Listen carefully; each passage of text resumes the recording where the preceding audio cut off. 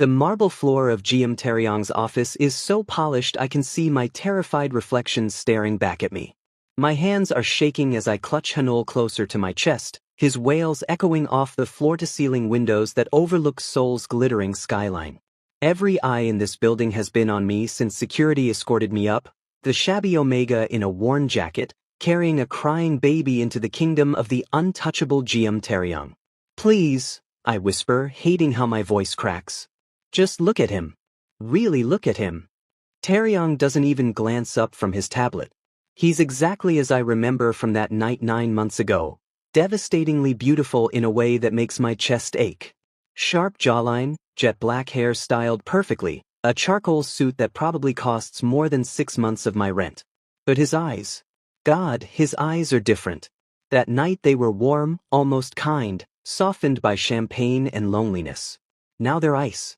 "Mr. Baekdujan," he says, my name sounding like a curse in his deep voice. "You have 30 seconds before I have you removed."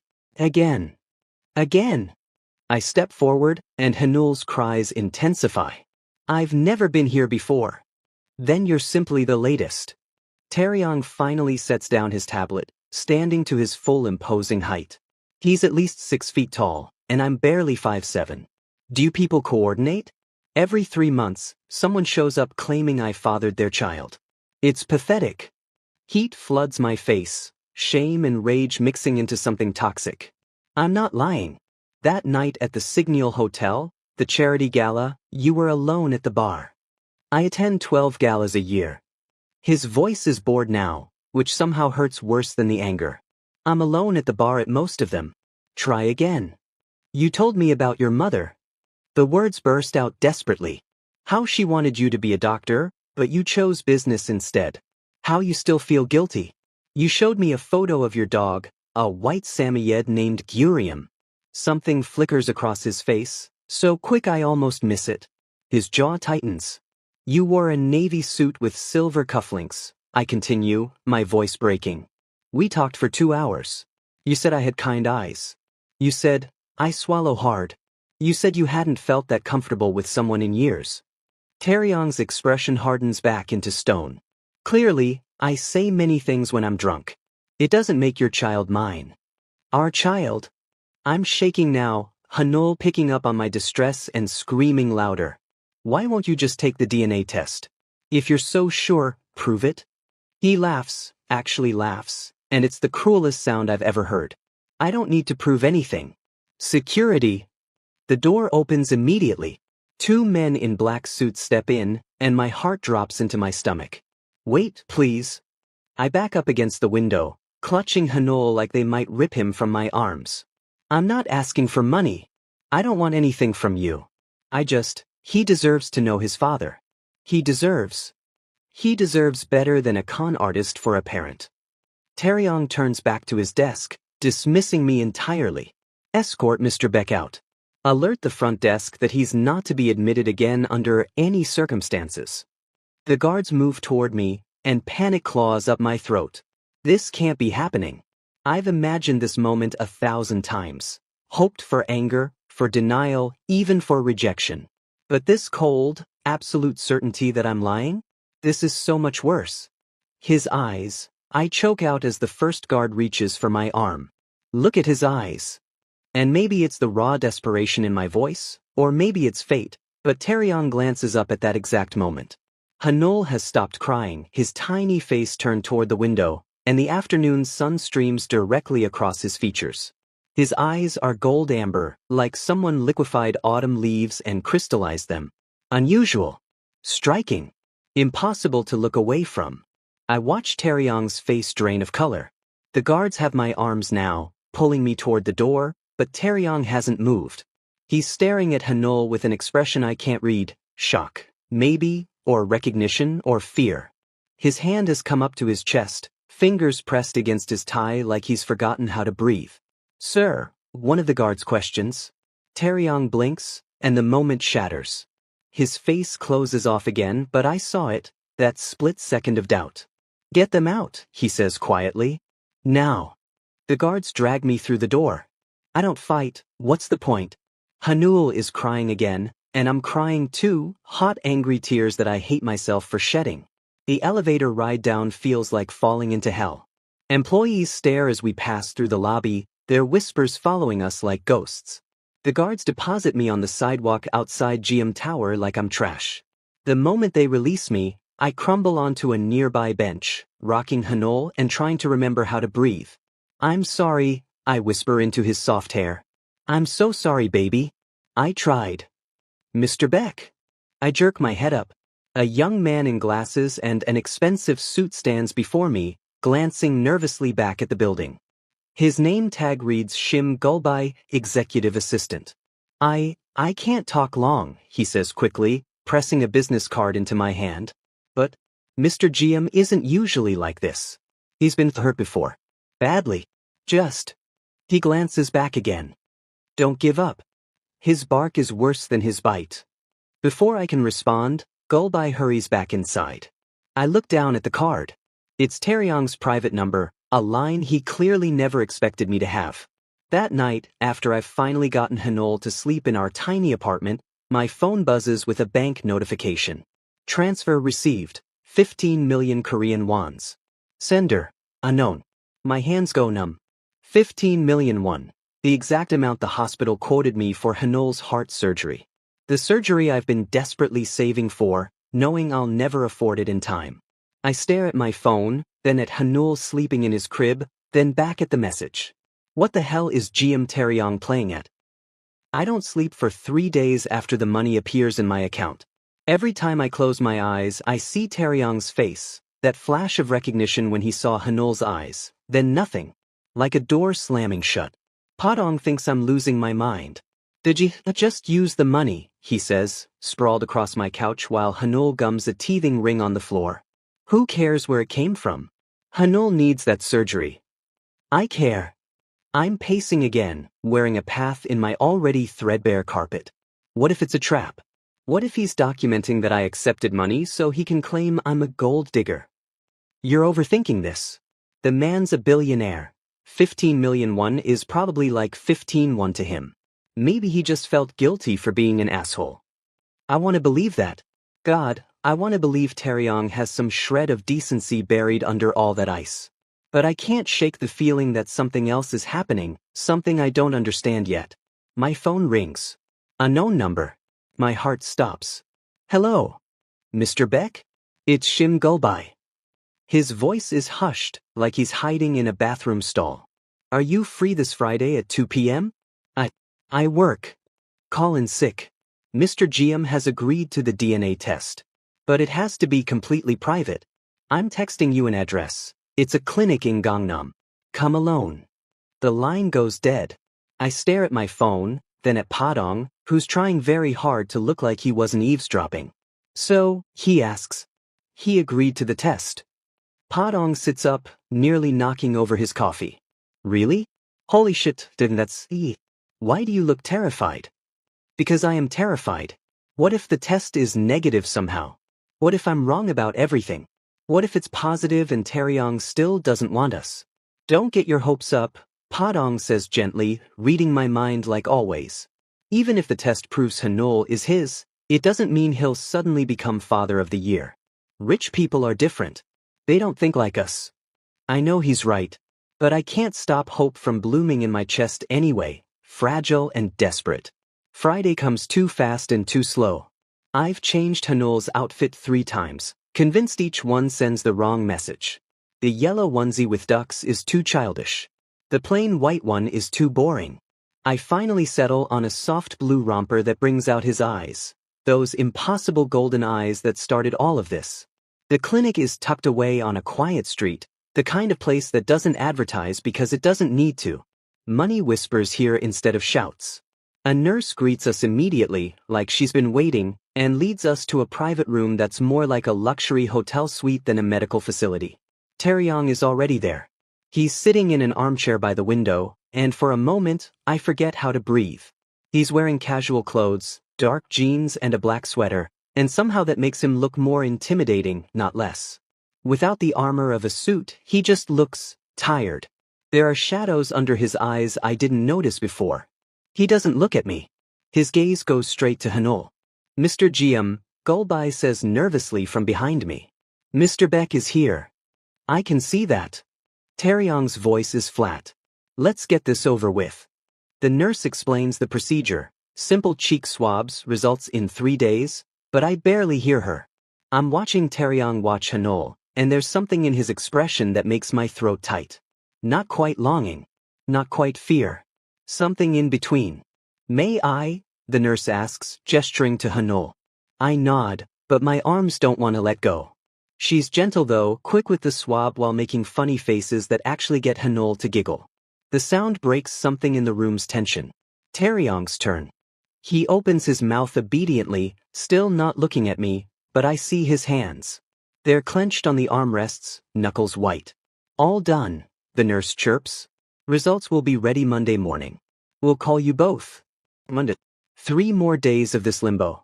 Wait outside, Taeyong says suddenly. Both of you. Gulbai jumps. Sir? You and the nurse. Wait outside. I need. He finally looks at me, really looks at me, and I see something raw flash across his face before he can hide it. 5 minutes. That's all. They leave. The door clicks shut. It's just us now, me, Taeyong, and the baby who might bridge the impossible distance between us. Taeyong stands slowly, like he's approaching a wild animal. May I hold him? I almost drop Hanol in shock. You want to hold him? He stops, jaw working. I need to. I don't make him finish. I walk over and carefully transfer Hanol into his arms, showing him how to support the head, where to put his hands. Taeyong is shaking. This powerful, terrifying man is shaking as he holds our son for the first time. Hanol stares up at him with those golden eyes. Then, like the traitor he is, he smiles and reaches for Taeyong's face with one chubby hand. He likes you, I whisper, because the moment feels too fragile for normal volume. Taeyong lets Hanol grab his finger. His eyes are suspiciously bright. He shouldn't. I was cruel to you. To both of you. It's the closest thing to an apology I'm going to get, I think. Why did you agree to the test? I ask. After you were so sure. His eyes. Taeyong's voice is hoarse. My father had eyes like that. And his father before him. It's genetic, some recessive trait that skips generations. When I saw, he shakes his head. I couldn't stop thinking about it. We stand there in silence, watching Hanol try to eat Taeyong's expensive watch. It almost feels normal. It almost feels like we could be a family.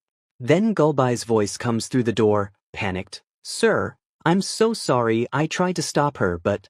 The door slams open. There are paparazzi downstairs, Gulbai gasps. Someone tipped them off. And... He looks at me with genuine pity. Your face is already online. They're calling you the Omega who's trying to trap GM Taeyong. The fragile moment shatters. Taeyong's face goes blank again, that careful mask sliding back into place. He hands Hanol back to me like he's made of glass. Gulbai will escort you out through the service entrance. I'll handle the press. Wait. 3 days, Mr. Beck. His voice is so cold again. We'll know the truth in 3 days. Until then, I suggest you stay offline. He walks out without looking back. I stand there, Hanol babbling obliviously in my arms, and feel hope crumbling in my chest. Come on, Gulbai says softly, touching my elbow. Let's get you home. As he leads me toward the back stairs, he leans close and whispers, For what it's worth? I saw his face when he held your son. That wasn't nothing. 3 days, I think. I can survive 3 more days. I have to. Monday morning tastes like metal and fear. I've been awake since 4 a.m., watching my phone like it might explode. Hanol is mercifully still asleep, one tiny fist curled near his face, completely unaware that today might change everything. The apartment is too quiet. Even the usual sounds of Seoul waking up outside my window feel muted, like the whole world is holding its breath with me. My phone buzzes at exactly 9 a.m. Results are in. Clinic. 1 hour. Go by. I move on autopilot, change Hanol, pack his bag, catch a taxi I can't afford. Padong offered to come, but I told him no. Some things you have to face alone, even when you're terrified. The clinic looks different in the morning light. less like a secret and more like a judgment. I pay the taxi driver with shaking hands and walk inside, Hanul heavy in my carrier against my chest. His weight is the only thing keeping me grounded. The waiting room is empty except for Gulbai, who jumps up the moment he sees me. He's already here, Gulbai says, and I can't read his expression. Didn't I need to tell you something before you go in. Is it positive or negative? My voice doesn't sound like mine. Just tell me. It's not my place. But he touches my arm briefly. Whatever happens in there, remember that you're a good father. That matters more than anything else. Why does that sound like a warning? He opens the door to the same private room from before. Taeyong is standing by the window, backlit by harsh morning sun, and he's holding a manila envelope. His whole body is rigid, like someone's replaced his spine with steel. Close the door, he says without turning around. I do. My legs feel like water. The test is positive. His voice is completely flat. 99.9% probability. He's mine. The room tilts. I knew it had to be, but hearing it out loud makes it real in a way that steals my breath. Taeyong. Don't. He finally turns, and my words die in my throat. His eyes are red-rimmed, raw. He's been crying. GM Taeyong, the Ice King of Seoul's business world, has been crying. Don't say my name like that. Like I deserve anything from you. He moves to the chair and sits down hard, like his legs won't hold him anymore. The envelope falls from his hands onto the floor. I can't have children, he says to the carpet. That's what they told me when I was 16. Childhood illness, complications. The chances were less than 1%. So when you showed up with him, I thought? His laugh is broken. I thought it was just another con. Another person trying to exploit me. My chest aches. You have a son, I whisper. Against all odds, you have a son. I have a son. He repeats it like he's testing the words, seeing if they'll break in his mouth. I have a son and I threw you out. I called you a liar. I had security. His voice cracks. He drops his face into his hands. I should feel vindicated. I should feel angry. Instead, I just feel tired. Why didn't you try harder? Taeyong looks up suddenly, and now there's heat in his voice. Anger. Finally, something besides that awful flatness. 8 months, Dejun. Why did you wait 8 months to find me? The accusation hits like a slap. Are you serious right now? You had my child and you. I tried. The words explode out of me, loud enough that Hanul startles in his carrier. I lower my voice, but it shakes with rage. I tried, Taeyong. I called your office 20 times. 20. I went there 5 times in person before I was too pregnant to make the trip. Do you want to know what happened? He's staring at me now, really staring. Your secretary threw me out. The 3rd time, she threatened to call the police. She said, I swallow hard against the memory. She said Omega gold diggers show up monthly, and Mr. GM doesn't have time for trash like me. No. Taeyong's face has gone white. No, that's not. I have the call logs. I kept everything just in case you ever. My voice breaks. I never stopped trying. Not until Hanul was born and I realized I had to survive for him, not chase after someone who didn't want us. The door opens. Gulbai steps in hesitantly. Sir, I'm sorry to interrupt, but...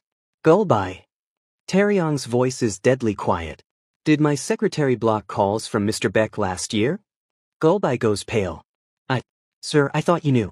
Your ex-boyfriend, Miho, he left instructions before you broke up. Anyone claiming to have your child was to be blocked immediately. He said they were all gold diggers, that you were too kind-hearted and they'd take advantage. The secretary was just following. Get out. Sir. Get out. Taeyong roars and Gulbai flees. The silence after is deafening. Taeyong stands slowly, and I can see him shaking, not with sadness now, but fury. Miho. That bastard. He knew. He knew and he slams his fist into the wall and I jump. I'm going to destroy him. I'm going to burn his entire world down. Taeyong. You tried. He turns to me and his face is devastated. You tried to tell me and I? God, Dejun, what have I done? I don't have an answer. I'm too busy trying not to fall apart myself. He takes a step toward me, then stops, like he's not sure he has the right. Please.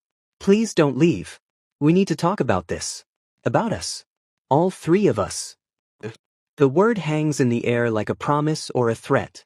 I open my mouth to respond, but his phone rings. He glances at the screen and curses under his breath. My mother, he says. I have to, she's been calling all morning. He answers. Yes, mother, I'm at the what? How did you? His face drains of color.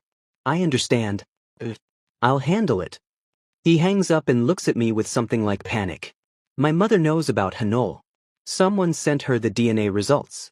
She's already called the family lawyers. Why would she need lawyers? But I already know. I can see it in his eyes. She wants custody, Taeyong whispers. She's going to try to take him from you. The floor drops out from under me. Hanol chooses that moment to wake up fully and start crying, like he can sense the danger circling us. I press him close, and Taeyong watches us with an expression I can't name. I won't let her, he says fiercely. I won't let anyone take him. Take either of you. But his phone is already ringing again. Taeyong's mother is exactly what I expected and somehow worse. She sits across from us in Taeyong's penthouse living room, a space so massive my entire apartment could fit in one corner, wearing a cream Chanel suit and an expression like she stepped in something unpleasant. That something is me. So you're the Omega. She doesn't say it like a question. Her eyes rake over my discount store jeans and faded sweater. Baekdejun. Cafe worker. No family to speak of. Living in Nowongu in what did the report say? A semi-basement apartment. Mother. Taeyong's voice is tight. We discussed this. We discussed nothing. You presented me with a fait accompli. She turns to him, and her expression softens slightly. Taeyong, be reasonable. This child is a GM. He deserves the best education, the best opportunities, the best life. You can't possibly think that his father can provide that? I cut in, and she looks at me like I'm a dog that learned to speak. Because last I checked, Taeyong is one of the wealthiest men in Korea. Her smile is ice. I was referring to his primary caregiver. You're 23 years old, living in poverty, working minimum wage. What kind of life can you offer my grandson? The words hit exactly where she aimed them. Every insecurity I've had since Hanul was born rises up like bile. I offer him love, I say quietly. I offer him someone who's been there every single day since he was born. Who walks the floor with him at 3 a.m. when he's sick. Who? How touching. She sets down her teacup with a delicate click. Love doesn't pay for the best schools. It doesn't open doors. It doesn't erase the fact that you're a single Omega parent with no prospects. She leans forward. I'm prepared to offer you 50 million won. Sign over custody to Taeyong, and you can visit on holidays. Everyone wins. I'm on my feet before I realize I'm moving. Get out. Excuse me? You heard me. Get out of this apartment. Get away from my son. Your son? She laughs, sharp and cutting. The DNA test says otherwise. And when our lawyers are finished, you'll be lucky if. Mother, that's enough. Taeyong stands, his voice like steel. You need to leave. For a moment, she looks genuinely shocked. Then her expression hardens. I see. You're thinking with your hormones instead of your brain. Typical. She gathers her purse. I'll give you 1 week to come to your senses. After that, I'm filing for grandparents' rights. That child belongs with this family, not in some slum with. Oh. Now. She leaves in a cloud of expensive perfume and barely contained rage. The moment the door closes, I collapse back onto the couch, shaking. I'm sorry, Taeyong says immediately. God, Dejun, I'm so sorry. She had no right. She's going to take him. My voice sounds hollow. She has money, lawyers, connections. What do I have? Nothing. I'm nothing. Stop. He kneels in front of me, and his hands hover near mine like he wants to touch but doesn't dare. You're not nothing. You're his father. You're the one who kept him alive and loved and safe when I was too stupid to see what was right in front of me. That won't matter in court. Then we don't go to court. He takes a breath. Marry me. I stare at him. What? Marry me. In name only, he adds quickly. You and Hanul move in here. We co-parent. You'd have access to everything, money, resources, security. My mother couldn't touch you. And Hanul would have both his parents. In name only, I repeat numbly. I wouldn't expect anything else. I know you can't possibly want. He runs a hand through his hair, frustrated. I'm offering you protection. Safety. Isn't that what matters? It should be enough. It should be everything. But the words taste like ashes. I need to think about it, I whisper. He nods and stands, putting distance between us like he can't bear to be close. Take all the time you need. Except I don't have time. That becomes clear over the next 3 days as Taeyong's mother's lawyers start circling. Papers arrive. Court dates are suggested. The walls close in. Padong thinks I'm insane for hesitating. He's offering you a way out, he says, watching Hanul play on a blanket in Taeyong's guest room, the room that would become ours. Who cares if it's not a real marriage? You'd be set for life. I care, I say quietly. Because I'm falling in love with him, Padong. And living in this beautiful cage, pretending we're just roommates who share a kid? That would kill me. Then tell him that. I can't. He's doing this out of obligation, not. My phone rings. The hospital. Mr. Beck? We have an opening for Hanul's surgery. Tomorrow at 6 a.m. I know it's sudden, but a cancellation opened up and given the urgency of his condition. Yes. I don't even think. Yes, we'll be there. Tomorrow.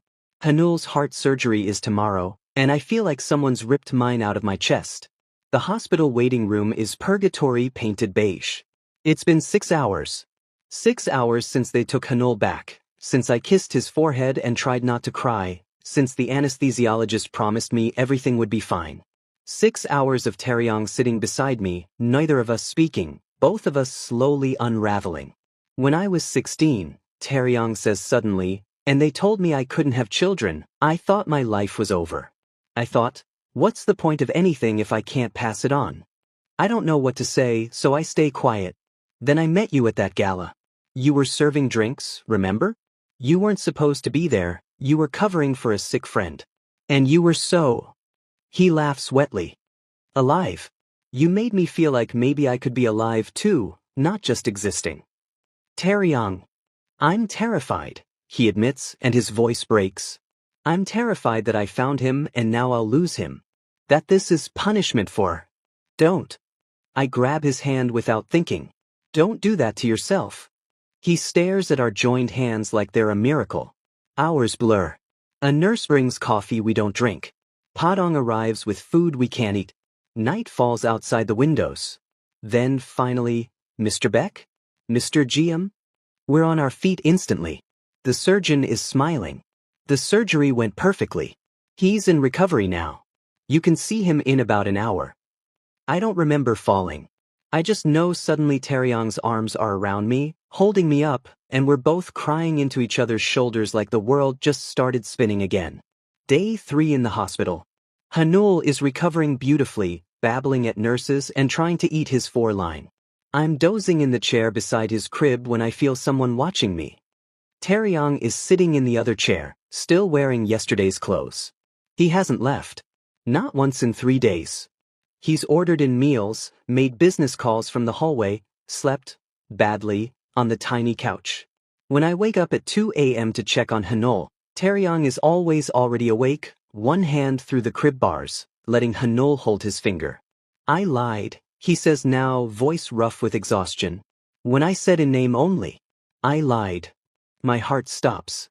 I'm falling in love with you, he whispers, staring at Hanul so he doesn't have to look at me. I think I started that night at the gala, and I'm terrified because everyone I've ever loved has left. My father died when I was 12. My ex told me I was too cold to ever really love. My mother, he laughs bitterly. You see what she's like. And I keep thinking, why would you stay? Why would you choose this? Choose me? I slide off my chair and kneel beside his, taking his face in my hands and forcing him to look at me. Because I'm falling in love with you too, you idiot. And I'm terrible at leaving. His breath hitches. Dejun. Ask me again, I whisper. Ask me to marry you. For real this time. Marry me. His hands come up to cover mine. Please. Marry me for real. Be my family. Let me spend the rest of my life proving I'm worth the chance. Yes. We kiss over Hanul's crib while he sleeps between us, unaware that his world just got exponentially bigger and safer and filled with more love than any of us knew what to do with. 6 months later. The wedding is small. Just Padong, Gulbai, a few close friends, and conspicuously not Taryong's mother, who's still furious but legally powerless now that we're married.